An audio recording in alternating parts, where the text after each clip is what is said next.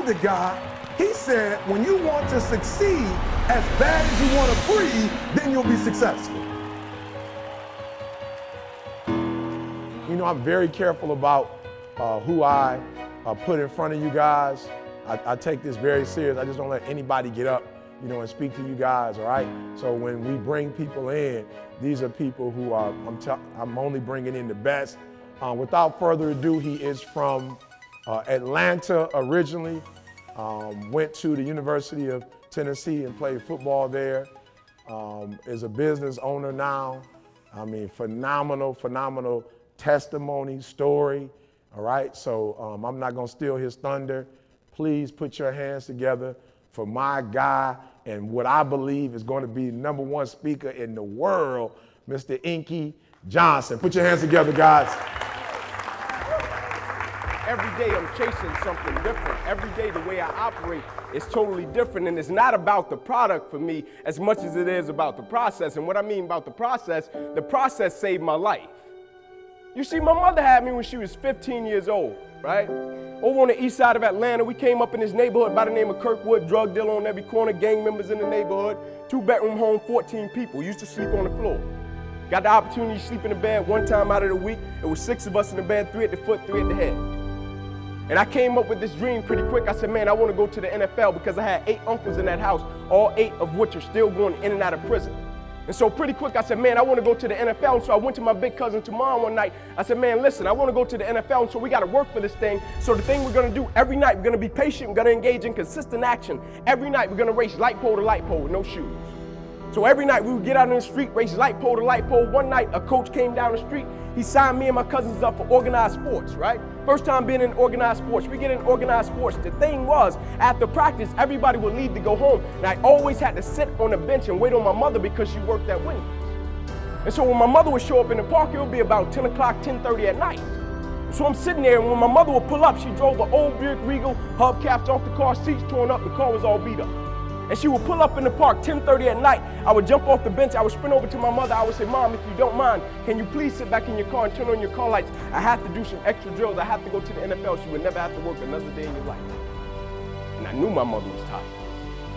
And every night, my mother would sit back in that car, and those car lights would hit that field. And he had a 7-year-old kid doing backpedaling drills, running sprints, running laps, chasing his dream to go to the NFL. But just beyond those car lights, I could always connect with my mother's eyes, so it made me dig a little bit deeper. It made me push myself a little bit further. It made me work a little bit harder. It created a certain level of sweat equity in what I was doing. It created a certain level of pride in what I was doing. You know why people quit? People don't have pride in what they do. You know why people stop? They're selfish, and it's just about them. But when you have a bigger purpose to why you're doing what you're doing, and you want to honor the sacrifices that others have made for you, it's nothing for you to keep going when you hit adversity.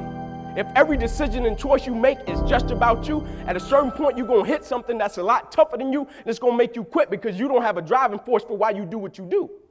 But when I got up to the University of Tennessee, it was simple. It was simple for me to give everything I had.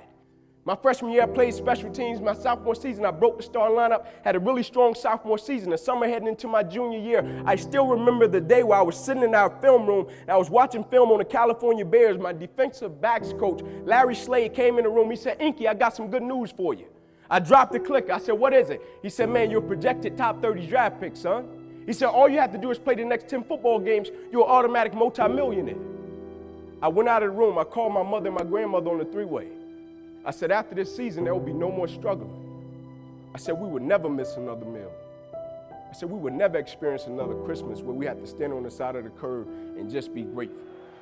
And I hung it up. First football game, I went out, played great, got an interception, shut Cal down. Second game, we're playing against Air Force, got late in the game, fourth quarter, guy dropped back, he threw the ball to a receiver coming out my sideline. Me and the guy, we went head on. As soon as I hit the guy, I felt as if every breath in my body left.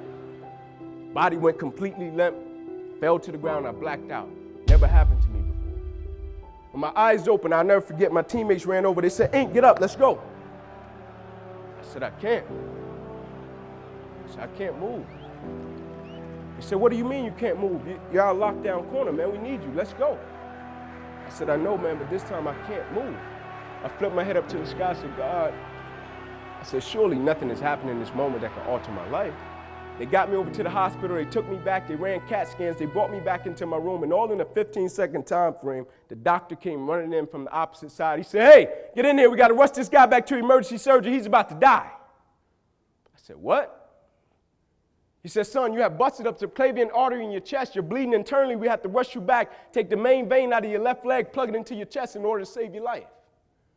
When I opened my eyes from recovery, the same doctor was over me. He said, son, had some good news and some bad news for you. I said, you got some bad news for me? After telling him I was about to die, I'm still alive. How bad can it get? I'm still here.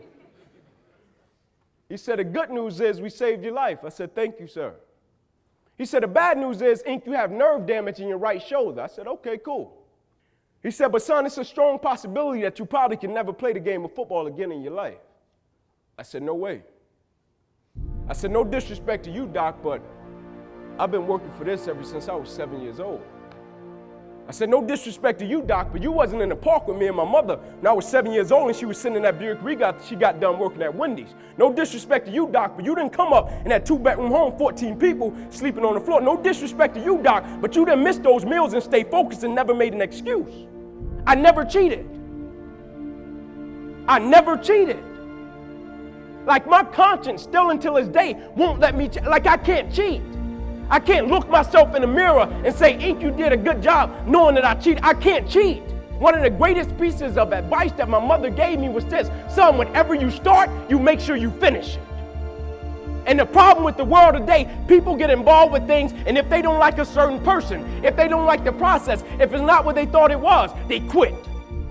And what they don't understand about quitting becomes a habit that doesn't just affect you. Later on in life, when you get a wife and you get some kids or you get a family, it's going to come back to haunt you, and it will one day affect them. That is why I tell you the process is more important than the product. It's not even about the outcome for me. It's about, can you take pride in what you do as an individual, and every night when you look in the mirror, knowing that you gave everything you had to it. And we have to get to the point where we're willing to impose our will on certain things. Impose your will on it. My life totally changed. And they gave me an opportunity to stop. And most people, when you give them an opportunity to stop while they're chasing something, they take advantage of it because they feel as if, man, why did this have to happen to me? I felt as if, why not me? This is the perfect opportunity to use this to be a blessing to somebody else. And you know what? It's not even about me to be truthful. It's not even about me now. It's about repaying the people that invested in me and saw something in me when I couldn't see it in myself. At a certain point in life, it can't just be about you. And the moment that we understand that, and every day we wake up, we understand that life is a blessing and life is a gift. And if you were to check out today, how would you want to be remembered? It's bigger than you.